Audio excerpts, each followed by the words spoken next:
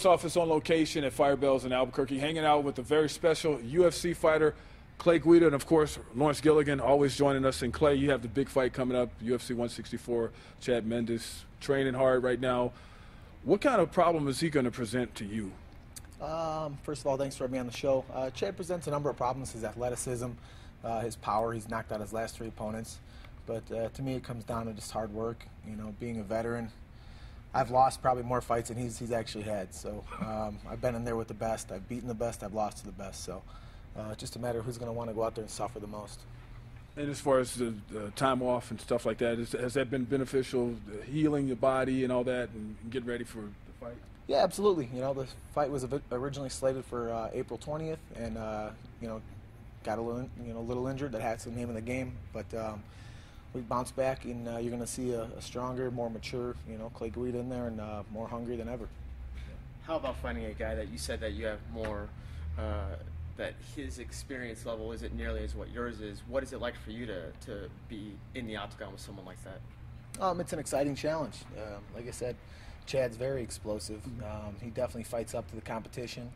You know, he fought probably a year and a half ago against you know, one of the top fighters in the world in Jose Aldo. Since that loss, he's come off 3 impressive victories, and we're going to weather the storm and take him head on. How about your career so far? Like, do you feel you're at where you want to be at this point in your career? Absolutely not. I'm never satisfied, even after a win. You know, I know there's always improvements to be made, and that's why I get right back to the gym as soon as possible. And I believe my wrestling is going to escalate me to that featherweight title in the UFC. Do you feel like you guys, all of the Jackson fighters, I mean, I look at you all and I feel like you guys have the advantage because you all are at that gym. I mean, you walk in that gym any given day and you'll find all the top guys there. And to be on that team, how much does that help you in fights like this? Being at Jackson Winklejohn's gym is, I mean, it's a gift. You know, it's an honor to be there. You go in and any day of the week, you'll see, you know, former UFC champions or current UFC champions in there, and top contenders, and iron sharpens iron. You know what I mean? You get in there with the best, and you're bound to improve. If not, you're going to find yourself, you know, elsewhere, or find yourself hurt. So it's definitely, you know, an honor to be part of that group, and we all have a similar goal in mind to be the best that we can. And you know, and you just said something. You'll find yourself hurt. I think about my sport, football, playing football, and if you're not strong with the guys and pushing and able to get up in there and push and stuff like that, you can get pushed down and get trampled on and stuff like that. Is it like that with your sport as far as you guys? I mean, if you're at the top level with Jackson's, and if you're not trying hard, it takes you to a different level, huh? Absolutely. I played football my whole life, and my coach said, you take a play off, that might be the play you get hurt. So you train every session like it could be your last. You fight every fight like it could be your last fight, because you never know what it might be. What's it like being at Jackson's? I mean, it's obviously, you know, the best of the best is there, obviously. So what does it mean to be there, you know, having the guys, knowing that you're one of the best being at that gym?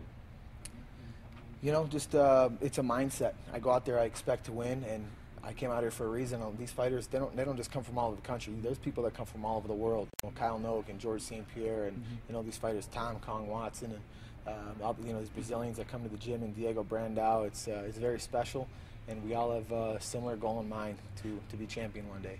Do you feel it's like a humbled sport? Do you feel, you know, you see a lot more now, UFC's highly publicized now, you know, but do you feel like you're still the same humbled guy, or?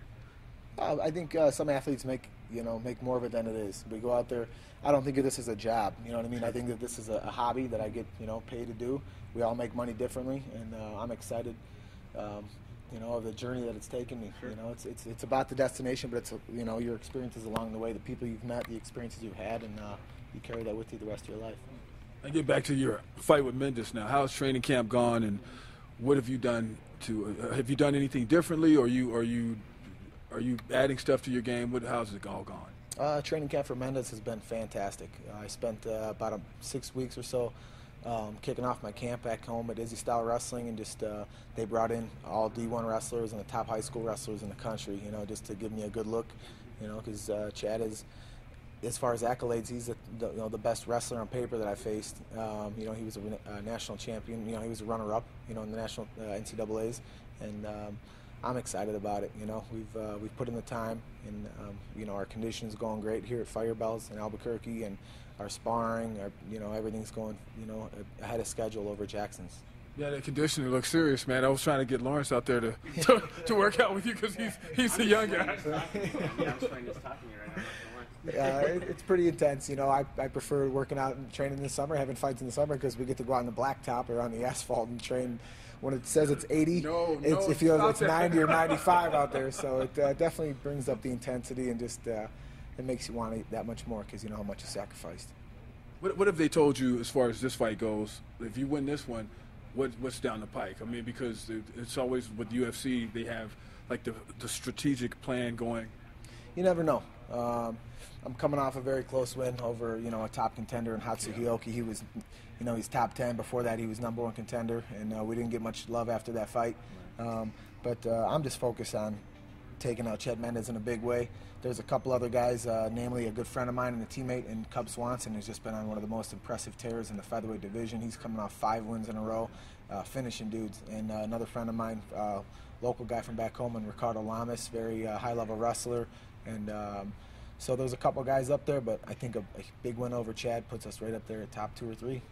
Wow, and as far as your career goes, how long do you plan? I mean, 10 years in, how long can you do something like this? Because this is kind of punishing on the body. On you would agree, right? Absolutely.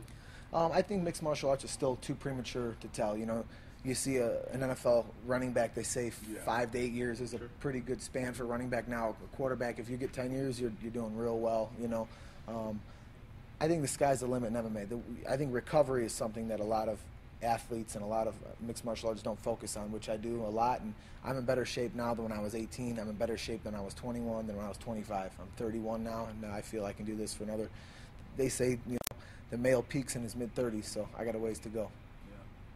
Yeah, and I guess some of your critics, say that, you know, before, when I guess maybe earlier in your career, you'd go out there and you had that iron jaw, you know, and you would just brawl with people. And now I guess some critics are saying that you kind of try to bounce around a little bit more. Do you feel like you're doing that, or is just the strategy changing and shifting? I still got the iron jaw, man. Thanks to my bro. I think just the more you mature in the sport, the more you become a veteran. Mm-hmm. You have different strategies, and we're more polished than ever, and people are going to see the best is yet to come. But would you agree with that? Wisdom comes into play? Absolutely. Yeah, because, I mean, anybody can be the young, crazy guy jumping out there, you know, and then you getting older, you're like, no, you come over here, I got something for you, right? Yeah, absolutely. We've done all that. I've gone out there, I've done, you know, the fight of the nights, and, you know, soon to hopefully get my knockout of the night, you know, and get my hand raised. But I'm here to win. I'm here to have fun first, you know, and win everything after that, you know. You being an athlete and you know, a paid athlete, I wanted your opinion on something. With college football, all this stuff going on, like, you think, I mean, you used to play football. And a lot of people are talking about it, the stipend, giving the college athletes a stipend. What do you say to something like that?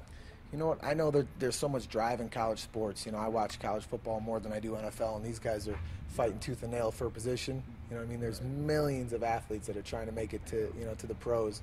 And it's all who's going to dedicate themselves the most. Having a little help along the way, I mean, so be it. These guys, you know, some of them are getting help from the universities. You know, some of them are getting help from outside, you know, sources. But whatever. If you want to see the most exciting players, you know, sometimes, you know, a little help on the side never hurt. Yeah, and my whole thing with it is that all the schools are making all this money. Where's all that money going? So why not? I think you hit a good point there. You know, it's they're not guaranteeing these, you know, these athletes are not guaranteeing these students jobs right out of college. So where is some of this, you know, some of this tuition money going to? Well, thanks a lot, Clay Guida. Unless Lawrence Gilligan has something else, Lawrence, you have. No, man. Good. That's Lawrence Gilligan. That's Clay Guida. I'm Van Tate, Dominique Crespin behind the camera. We're out of here unless Lawrence wants to go work out with Clay. You gonna pull him out there? I appreciate you guys tuning in. Check out the fight on pay-per-view August 31st next Saturday. Get some.